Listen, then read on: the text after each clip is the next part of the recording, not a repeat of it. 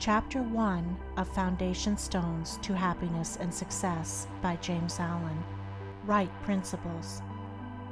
It is wise to know what comes first and what to do first. To begin anything in the middle or at the end is to make a muddle of it. The athlete who began by breaking the tape would not receive the prize. He must begin by facing the starter and toeing the mark, and even then a good start is important if he is to win. The pupil does not begin with algebra and literature, but with counting and ABC. So in life, the businessmen who begin at the bottom achieve the more enduring success, and the religious men who reach the highest heights of spiritual knowledge and wisdom are they who have stooped to serve a patient apprenticeship to the humbler tasks, and have not scorned the common experiences of humanity or overlooked the lessons to be learned from them. The first things in a sound life, and therefore in a truly happy and successful life, are right principles. Without right principles to begin with, there will be wrong practices to follow with, and a bungled and wretched life to end with. All the infinite variety of calculations which tabulate the commerce and science of the world come out of 10 figures. All the hundreds of thousands of books which constitute the literature of the world and perpetuate its thought and genius are built up from the 26 letters. The greatest astronomer cannot ignore the 10 simple figures.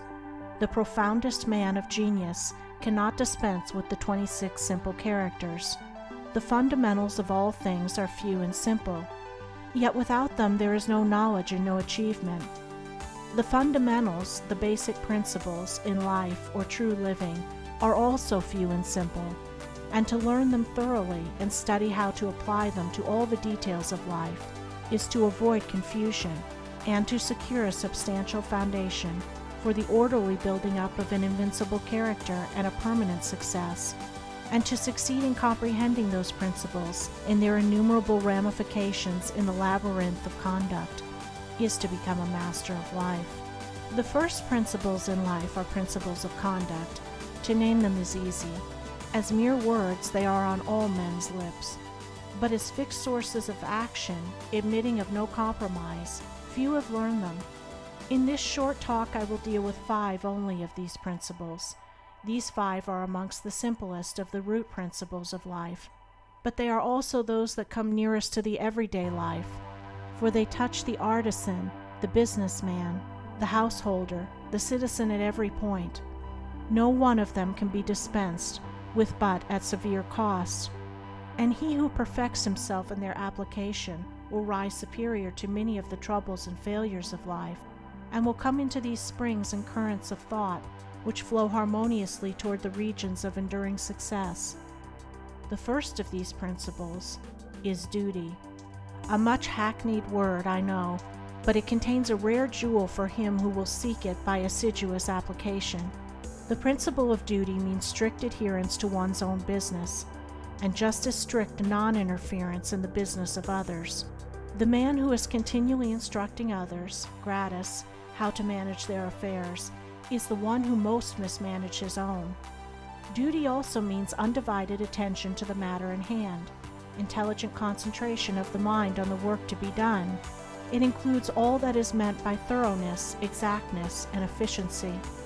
The details of duties differ with individuals, and each man should know his own duty better than he knows his neighbor's, and better than his neighbor knows his. But although the working details differ, the principle is always the same. Who has mastered the demands of duty? Honesty is the next principle. It means not cheating or overcharging another. It involves the absence of all trickery, lying, and deception by word, look, or gesture. It includes sincerity, the saying what you mean, and the meaning what you say.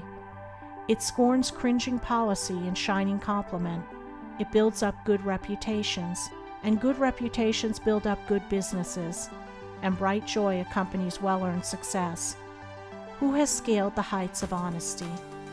Economy is the third principle. The conservation of one's financial resources is merely the vestibule leading towards the more spacious chambers of true economy.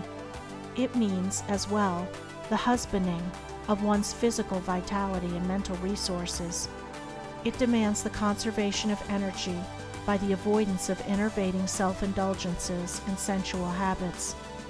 It holds for its followers strength, endurance, vigilance, and the capacity to achieve. It bestows great power on him who learns it well, who has realized the supreme strength of economy. Liberality follows economy. It is not opposed to it. Only the man of economy can afford to be generous. The spendthrift, whether in money, vitality, or mental energy, wasted so much on his own miserable pleasures as to have none left to bestow upon others. The giving of money is the smallest part of liberality. There is the giving of thoughts and deeds and sympathy, the bestowing of goodwill, the being generous towards calumniators and opponents. It is a principle that begets a noble, far-reaching influence. It brings loving friends and staunch comrades, and is the foe of loneliness and despair. Who has measured the breadth of liberality? Self-control is the last of these 5 principles, yet the most important. Its neglect is the cause of vast misery, innumerable failures, and tens of thousands of financial, physical, and mental wrecks. Show me the businessman who loses his temper with a customer over some trivial matter, and I will show you a man who, by that condition of mind, is doomed to failure. If all men practiced even the initial stages of self-control, anger, with its consuming and destroying fire, would be unknown. The lessons of patience, purity, gentleness, kindness, and steadfastness, which are contained in the principle of self-control, are slowly learned by men, yet until they are truly learned, a man's character and success are uncertain and insecure. Where is the man who has perfected himself in self-control? Where he may be, he is a master indeed. The 5 principles are 5 practices, 5 avenues to achievement, and 5 sources of knowledge. It is an old saying and a good rule that practice makes perfect, and he who would make his own wisdom, which is inherent in those principles, must not merely have them on his lips, they must be established in his heart. To know them and receive what they alone can bring, he must do them, and give them out in his actions. End of Chapter 1.